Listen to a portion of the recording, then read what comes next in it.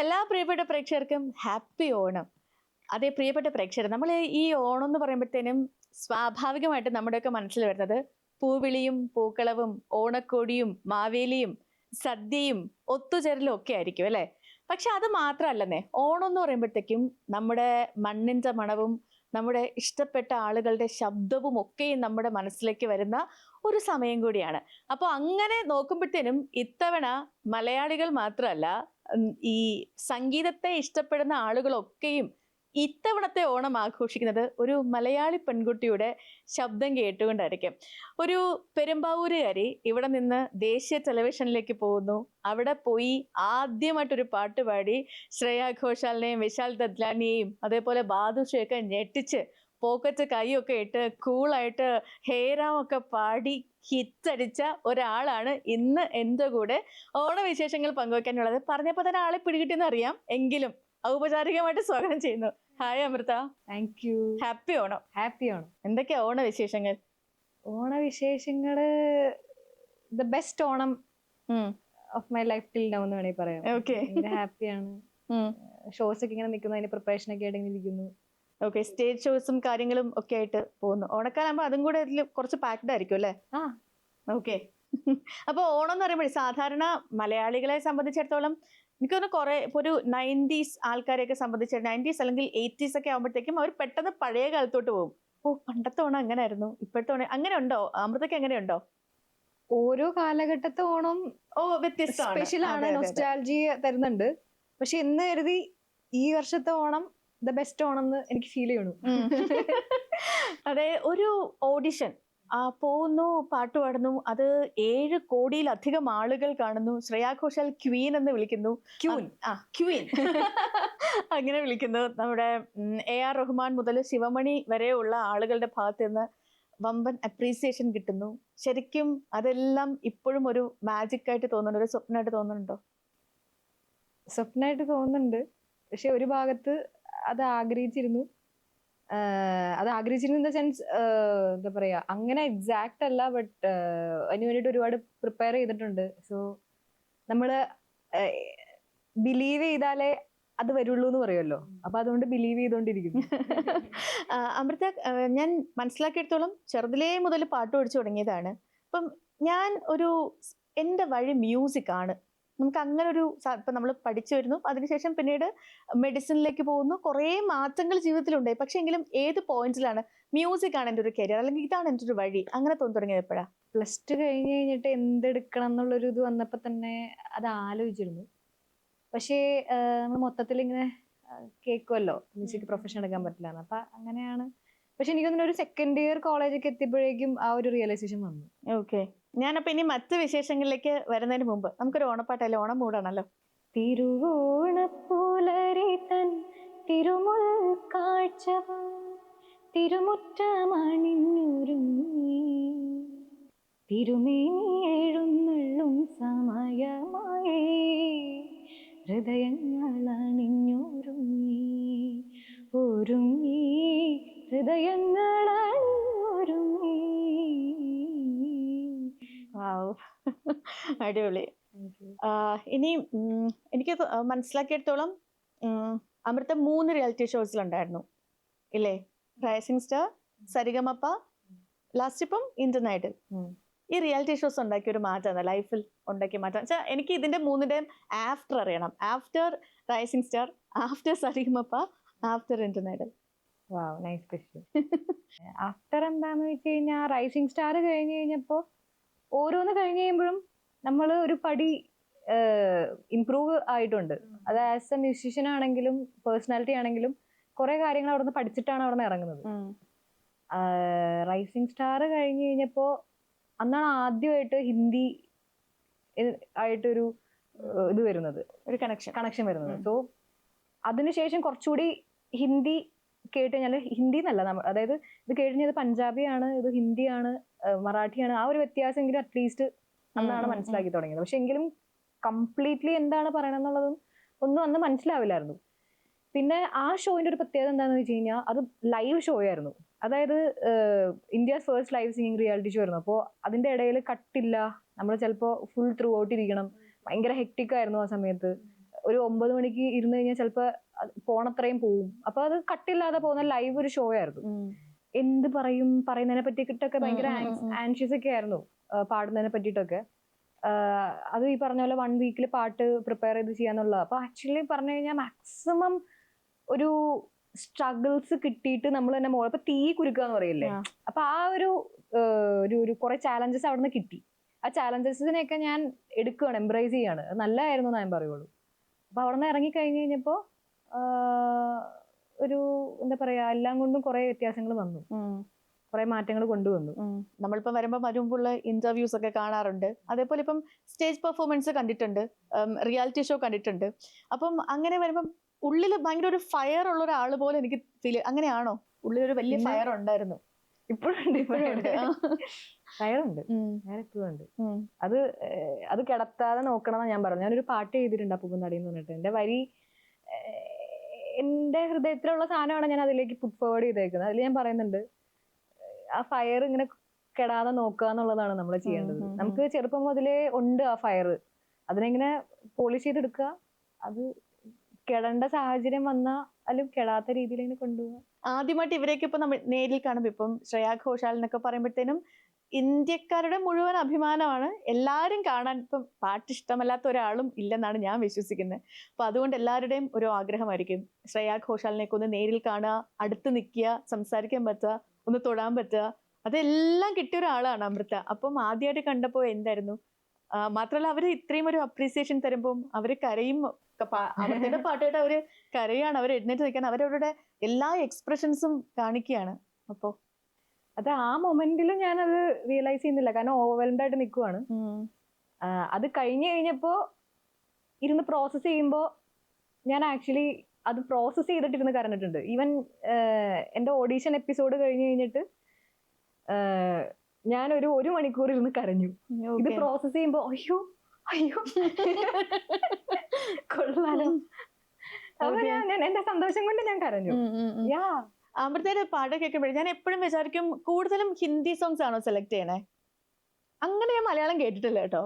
ഞാൻ Indian Idol പോകുന്നതിന് വരെ ഇവിടെ ഉണ്ടായിരുന്നു, ഞാൻ മലയാളമൊക്കെ പാടി. ഈ റിയാലിറ്റി ഷോയില് ഒരിക്കല് ഫാമിലിനെ ഇവര് സർപ്രൈസ് ആയിട്ട് കൊണ്ടുവന്നല്ലോ. അപ്പൊ ഞാനത് എപ്പിസോഡ് കണ്ടായിരുന്നു. അത് കാണുമ്പോഴത്തേക്കും ഇപ്പം പെട്ടെന്ന് നമ്മളറിയാതെ പാരന്റ്സ് ഒക്കെ വരുമ്പോഴത്തേക്കും സ്വാഭാവികമായിട്ടും നമ്മളങ്ങ് ഇമോഷണൽ ആവും. പക്ഷെ അവിടെ ഭയങ്കര ബോൾഡായിട്ട് നിൽക്കുന്ന അമൃതനെ കാണാൻ പറ്റേ. അപ്പൊ ആ ഒരു മൊമെന്റ്സ് ഒക്കെ എങ്ങനെ മാനേജ് ചെയ്ത് എങ്ങനെയായിരുന്നു? കരയാൻ എന്താന്ന് വെച്ച് കഴിഞ്ഞാൽ എനിക്ക്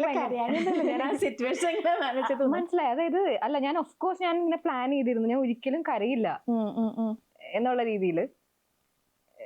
ഞാൻ പറഞ്ഞില്ലേ, ചിലപ്പോ എന്താ പറയാ, ചിലപ്പോ എനിക്ക് കിളി പോവും. മനസ്സിലായി. അതായത് ഇപ്പൊ ഞാൻ പറഞ്ഞില്ല, ഇപ്പൊ ശ്രേയ മാം നിങ്ങൾ പറഞ്ഞില്ലേ ശ്രേയ മാം, ഞാൻ അതൊന്ന് പിന്നെ ആയിരിക്കും പ്രോസസ് ചെയ്യുന്നത്.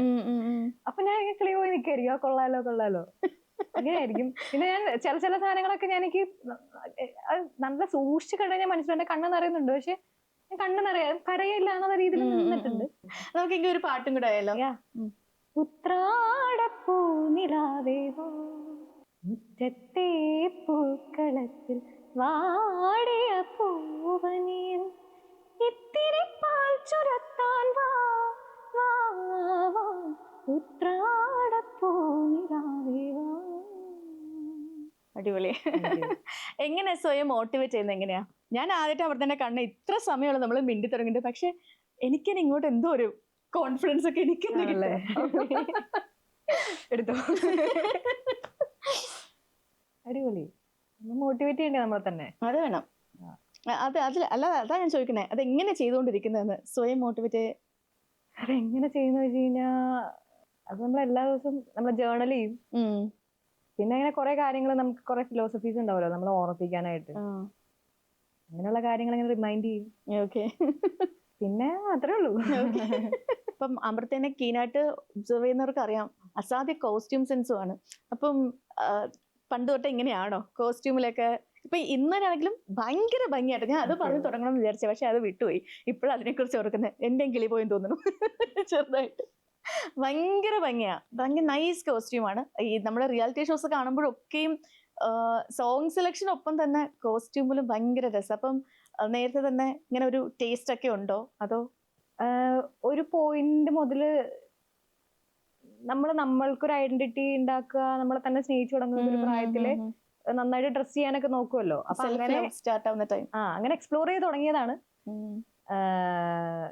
ഇഷ്ടമാണ് ഡ്രസ് ചെയ്യാനൊക്കെ ആയിട്ട്, ഇങ്ങനെ ട്രൈ ചെയ്യണൊക്കെ. ആർട്ട് ഭയങ്കര ഇഷ്ടമാണ്. അപ്പൊ പല പല സാധനങ്ങള് ഡ്രസ്സിൽ കൊണ്ടുവരാൻ ഇഷ്ടം. നന്നായിട്ട് വരയ്ക്കുകയും ചെയ്യില്ല അമൃത? ഞാൻ പ്രൊഫൈൽ നോക്കുമ്പോഴത്തേനും ഈ വരച്ച ഫോട്ടോസ് ഒക്കെ ഞാൻ കണ്ടിട്ടുണ്ടായിരുന്നു. ഇപ്പോഴും ഇപ്പോഴും ഉണ്ട്. ഞാൻ എനിക്കൊരു ബുക്ക് ഉണ്ട്. ആ ബുക്ക് എനിക്ക് ഗിഫ്റ്റ് കിട്ടിയ ബുക്കാണ്.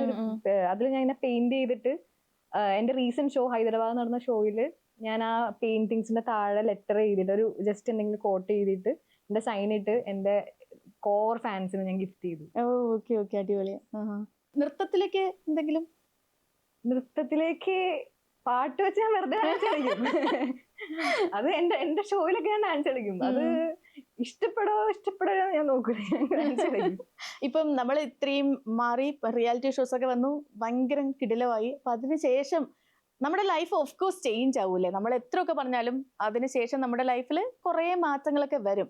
ഫ്രണ്ട്സും പാരന്റ്സിനെ വിടാം, ഫ്രണ്ട്സും റിലേറ്റീവ്സും നാട്ടുകാരും അവരൊക്കെ ഇപ്പൊ എന്താ പറയണേ? അവരൊക്കെ ഭയങ്കര പ്രൗഡാണ്. അവർക്ക് അമൃതയുടെ ഫ്രണ്ടാണ്, അമൃതയുടെ കസിനാണ് എന്നൊക്കെ പറയുമ്പോൾ അവർക്കൊരു സന്തോഷം ഉണ്ടല്ലോ. ആ സന്തോഷത്തിലേക്ക് എനിക്കൊരു തുള്ളി ആഡ് ചെയ്യാൻ പറ്റിയതിൽ ഭയങ്കര ഗ്രേറ്റ്ഫുൾ ആണ് ഞാൻ. ഓക്കെ.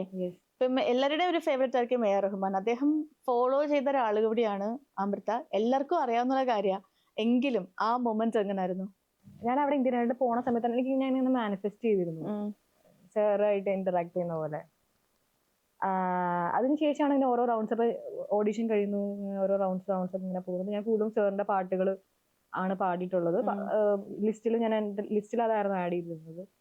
അപ്പൊ അങ്ങനെ ഇരിക്കാൻ നേരത്ത് ഒരു പോയിന്റിലൊക്കെ എന്ന് പറഞ്ഞു കഴിഞ്ഞാൽ നല്ല സ്ട്രെസ് കാര്യങ്ങളൊക്കെ ഉണ്ടായിരുന്നു. അപ്പൊ എനിക്ക് ആ വീക്കിൽ കിട്ടിയ പാട്ട് റൂബാറു ആയിരുന്നു. റഹ്മാൻ സാറിന്റെ പാട്ട് തന്നെ കിട്ടി. ഞാൻ ചൂസ് ചെയ്ത പാട്ടല്ല, പക്ഷെ എക്സാക്ട്ലി ആ വീക്കില് എന്റെ ലൈഫാണ് ആ പാട്ടുകൾ ഡിസ്ക്രൈബ് ചെയ്യുന്നത്, അതിന്റെ ലിറിക്കൽ മീനിങ്. സോ എക്സാക്ട്ലി ഞാൻ ആ പാട്ട് എഴുതിക്കൊണ്ടിരിക്കാൻ നേരത്ത് പാട്ട് കിട്ടിയിട്ട് ഞാൻ ഇങ്ങനെ ചാറ്റ് GPT എടുത്ത് ഇങ്ങനെ ചോദിക്കും, ഇങ്ങനെ ഏത് ലിറിക്സിന്റെ മീനിങ് ഒക്കെ. അപ്പൊ ലിറിക്സിന്റെ മീനിങ് ഒക്കെ നോക്കി ഇങ്ങനെ ലിറിക്സിലേക്കൊക്കെ പോയി. Actually I was going through a lot. So അങ്ങനെ ഇരിക്കാൻ നേരത്ത് ഞാൻ വെറുതെ ഫോൺ എടുത്ത് ഇങ്ങനെ സ്ക്രോൾ ചെയ്യാൻ നേരത്ത് നോട്ടിഫിക്കേഷൻ ഫോളോയിങ് യു. ഒന്നുകൂടി സ്ക്രീൻ ഷോട്ട് എടുത്ത് വെച്ചു. എന്നിട്ട് വീണ്ടും റഹ്മാൻ സാറിന്റെ അക്കൗണ്ടിൽ കയറി നോക്കി, ഫോളോ ചെയ്ത് എന്റെ പേരുണ്ടോ? അയ്യോ, രസമായിരുന്നു. റഹ്മാൻ സാറിന്റെ ഒരു പാട്ടായാലോ? ഒരു ദൈവം തந்த പൂവേ കണ്ണിൽ തേടൽ എന്നെ തായ്, വാഴ്വ തുടങ്ങും ഇടം നീതാനേ.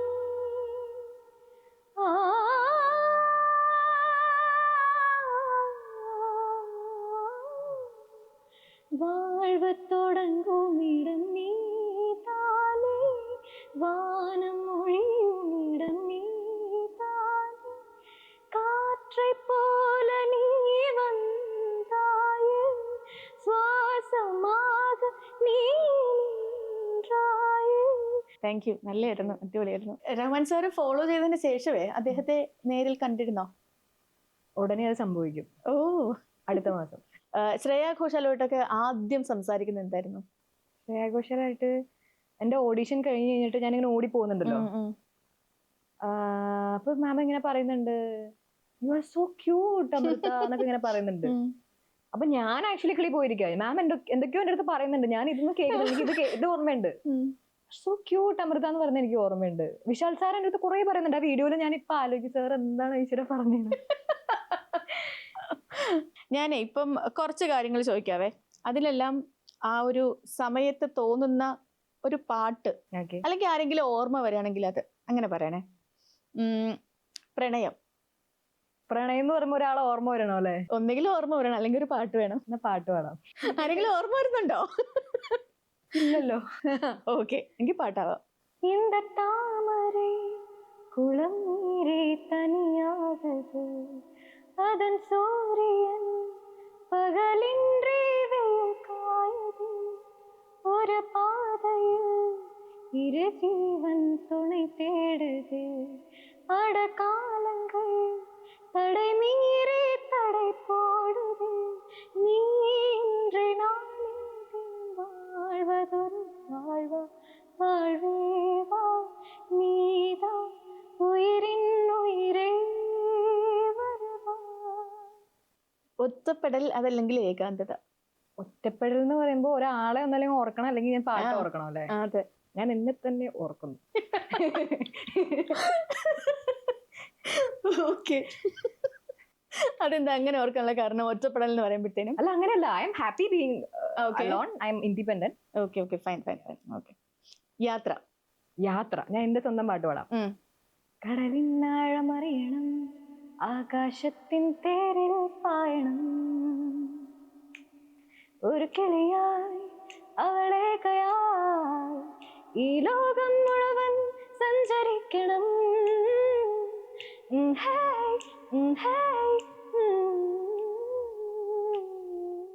സ്വന്തം പാട്ടല്ലേ? ഓക്കെ. പഠിച്ചത് കോഴിക്കോടാണ്. അപ്പൊ കോഴിക്കോട് വാതിലിൽ ആ വാതിലിൽ കാതോർത്തു നീ നിന്നിലേ, പാതിയിൽ പാടാത്തുരാത്തേനൂറിടും ഇശലായി. ഓക്കെ. മഴ. മഴയേ തൂമഴയേ വാനം തൂവുന്ന പൂങ്കുളിരേ, വാനം തൂവുന്ന പൂങ്കുളിരേ, കണ്ടുവോ എൻ്റെ കാതലി നിറയേ കണ്ണീരയേ പെയ്തിറങ്ങോരോർമയിലേ, പെയ്തിറങ്ങോരോർമയിലേ പീലി നീട്ടിയ കാതലി. Super, thank you. ഒന്നും കൂടെ. കൊച്ചി.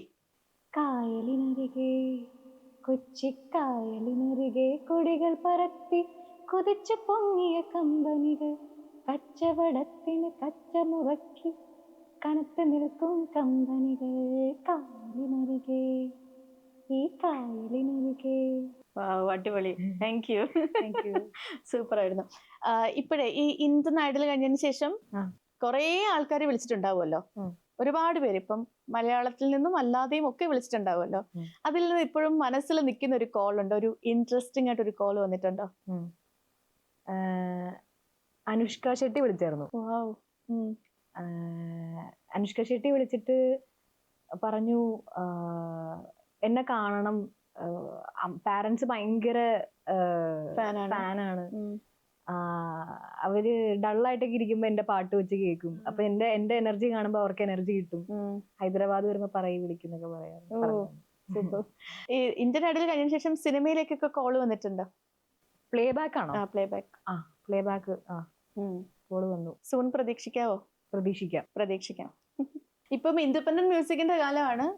അവിടത്തേക്കും കുറെ പ്രൊജക്ട്സ് വരാനുണ്ടെന്ന് കരുതുന്നു. ഇപ്പം എങ്ങനെ പോകുന്നു ഇൻഡിപെൻഡന്റ് മ്യൂസിക്കും ജേർണിയും ഒക്കെ? ഇൻഡിപെൻഡന്റ് മ്യൂസിക് ആക്ച്വലി പറഞ്ഞാൽ കുറെ ട്രാക്സ് റെഡിയാണ്.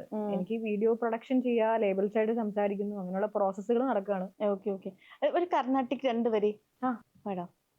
ധീം തദര ധാനി ധീരനാ, ധീം തദര ധാനി ധീരനാ, ധൃതന ജണുദധി ജണുദധി ജണുദധീം തദര ധാനി ധീരനാ, ധൃതന ജണുദധി ജണുദധി ജണുദധീം തദര ധാനി ധീരനാ.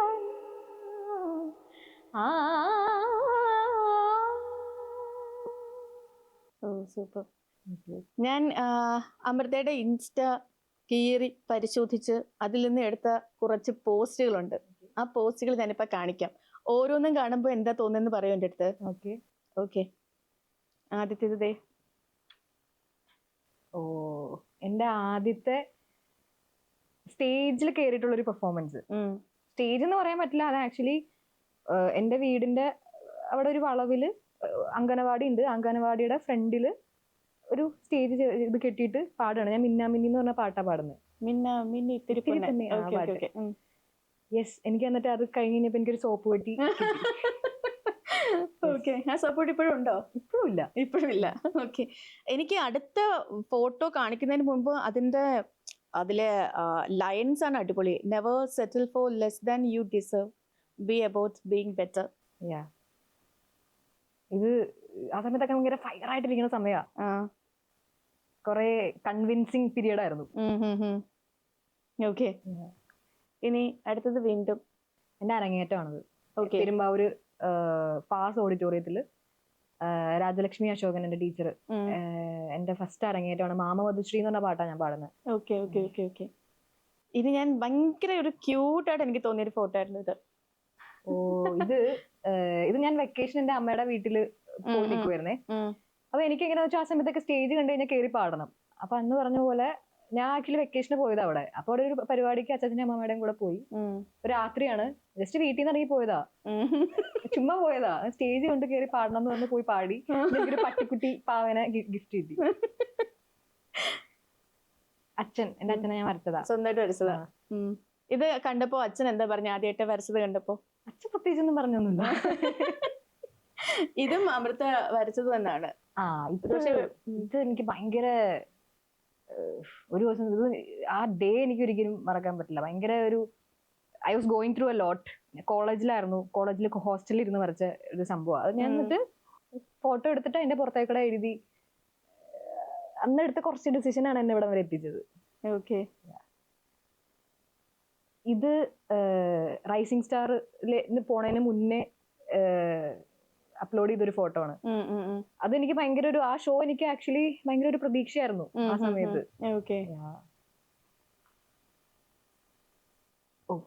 ഇത് സുജാ ചേച്ചിനെ ഞാന് ജി കേരളത്തിൽ നിന്നാണ് പരിചയപ്പെടുന്നത്. അപ്പൊ ഞാൻ അവിടെ നിന്ന് ഔട്ടായി. അതിനുശേഷം ഉടനെ ഞാൻ എന്റെ ഇൻഡിപെൻഡന്റ് മ്യൂസിക് ഇറക്കി. അപ്പൊ ആക്ച്വലി ഞാൻ യൂഷ്വലി എല്ലാവർക്കും അയക്കുന്ന പോലെ ഞാൻ മാമിന് ജസ്റ്റ് അയക്കാണ്, മാം എന്റെ പാട്ട് ഇറങ്ങുന്നുണ്ട് കേട്ടോ എന്ന് പറഞ്ഞ് ഞാൻ ജസ്റ്റ്. പക്ഷെ മാം ഞാൻ പറയാതെ തന്നെ മാം എനിക്ക് വേണ്ടി ഒരു പോസ്റ്റ് ഇട്ട്, അത്രയും ഡിസ്ക്രൈബിങ് ഒരു പോസ്റ്റ് ഇട്ട്, സ്റ്റോറി ഒക്കെ ഇട്ട്, എനിക്ക് പേഴ്സണലി വോയിസ് നോട്ടൊക്കെ അയച്ച് വിളിച്ച്. അതെനിക്ക് ഭയങ്കര വലിയൊരു അച്ചീവ്മെന്റ് ആണ് എന്റെ ലൈഫിൽ. ഓക്കെ, നമുക്ക് ഈ നമ്മുടെ മലയാളത്തിലാണെങ്കിലും എവിടെയാണെങ്കിലും ആദ്യം ഈ റിയാലിറ്റി ഷോസ് ഒക്കെ വരുന്ന സമയത്ത്, പിള്ളേരൊക്കെ പാടി തുടങ്ങുന്ന ആ ഒരു സമയത്ത് ചെറിയ വിമർശനമൊക്കെ സമൂഹത്തിൽ നിന്നുണ്ടായിരുന്നു. ഇപ്പം റിയാലിറ്റി ഷോസ് ഒക്കെ വേണോ, അതിൻ്റെയൊക്കെ ആവശ്യമുണ്ടോ, ആ തരത്തിലൊക്കെ. പക്ഷെ ഇപ്പം അങ്ങനെയല്ല. ഇപ്പം ഓപ്പർച്യൂണിറ്റീസ് ആണ്. ഇപ്പം പാരൻസ് ആണെങ്കിലും കുട്ടികളെ ഒരു റിയാലിറ്റി ഷോസിലൊക്കെ അവരെടുക്കുന്ന ഒരു എഫേർട്ട് ഭയങ്കര വലുതാണ്. കുട്ടികൾക്ക് പാട്ട് പഠിക്കുന്ന ഒരു ജോലിയേ ഉള്ളൂ, പക്ഷെ അവരെ അതിലേക്ക് എത്തിക്കാൻ പാരൻസ് ഒക്കെ എടുക്കുന്ന എഫേർട്ട് ഭീകരമാണ്. അപ്പം ഈ വന്നുകൊണ്ടിരിക്കുന്ന കുട്ടികളോട്, വരാൻ പോകുന്ന കുട്ടികളോടൊക്കെ അമൃതയ്ക്ക് എന്താ പറയാനുള്ളത്? നിങ്ങളവിടെ എക്സ്പ്രസ് ചെയ്യാൻ വേണ്ടി വരിക, ഇംപ്രസ് ചെയ്യാൻ വേണ്ടി നിൽക്കണ്ട, കണക്ട് ചെയ്താൽ മതി, കോമ്പീറ്റ് ചെയ്യണ്ട. ജസ്റ്റ് വരിക, എൻജോയ് ചെയ്യുക, എന്റർടൈൻ ചെയ്യുക. അതിനപ്പുറത്തേക്ക് ഒന്നും ചിന്തിക്കുക പോലും വേണ്ട. ആ ഒരു ഫേസ് ഓഫ് യുവർ ലൈഫിനെ മാക്സിമം എംബ്രേസ് ചെയ്തിട്ട് എന്തൊക്കെ കാര്യങ്ങൾ ഇമ്പ്രൂവ് ചെയ്യാൻ പറ്റുന്നുണ്ടോ അതെല്ലാം ഇമ്പ്രൂവ് ചെയ്തോണ്ടിരിക്കുക. ഓക്കെ, അമൃത അങ്ങനെ എവിടെയെങ്കിലും ഡൗൺ ആയിട്ടിരിക്കുന്നൊന്നും എനിക്ക് തോന്നുന്നില്ല. പക്ഷെ എങ്കിലും മനുഷ്യന്മാരല്ലേ, നമുക്ക് എല്ലാവർക്കും മൂഡ് സ്വിങ്സ് ഒക്കെ വരും. ഏതെങ്കിലും ഒരു പോയിന്റിൽ നമ്മളൊന്ന് ഡൗൺ ആയി പോകുമ്പോഴത്തേക്കും പോരാ, അമൃത എങ്ങനെ ഇരുന്നാൽ പോരാ, എഴുന്നേൽക്ക് ഉണരു ഉപഭോക്താവ് എന്നൊക്കെ പറയുന്ന പോലെ അമൃതേനെ മോട്ടിവേറ്റ് ചെയ്യുമ്പോഴത്തേനും എന്താ പാട്ട് പാടി ഒരു പാട്ട് കാണുമായിരിക്കും. ഇപ്പം എനിക്ക് എന്നെ മോട്ടിവേറ്റ് ചെയ്യാൻ വേണ്ടിട്ട് അത് ഏതാണ്?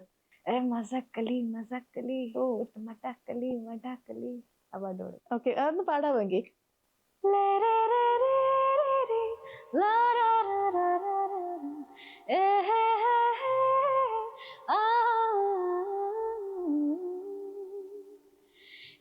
मजाकली मजाकली उठ मटाकली मटाकली है मजाकली मजाकली उठ मटाकली मटाकली है मजाकली मजाकली उठ मटाकली मटाकली है मजाकली मजाकली उठ मटाकली मटाकली जरा पंख छड़क गई धूल अटक और लचक मचक के दूर बढ़ा उड़ डगर डगर कस्बे कूचे कड़ बस्ती में ये तड़ी से उड़ अदा से उड़ कर ले पूरी दिल की तमन्ना हवा से जुड़ अदा से उड़ तुर फुर फुर तो हीरपना रे मजाकली उड़ मटाकली है मजाकली उड़ मटाकली ഓ, ഐ എം സോ ബ്ലെസ്ഡ്. കാരണം ഈ എൻ്റെ ഓണക്കാലം ധന്യമായി എന്നൊക്കെ പറയുന്ന പോലെ അടിപൊളിയായി. അമൃതനെ കാണാൻ പറ്റാലും മിണ്ടാൻ പറ്റാലും ഇത്രയും സമയം ഞങ്ങളുടെ പ്രേക്ഷകരോട് ചെലവഴിച്ചാലും ഒക്കെ ഒരുപാട് സന്തോഷം. അപ്പം ഹാപ്പി ഓണം.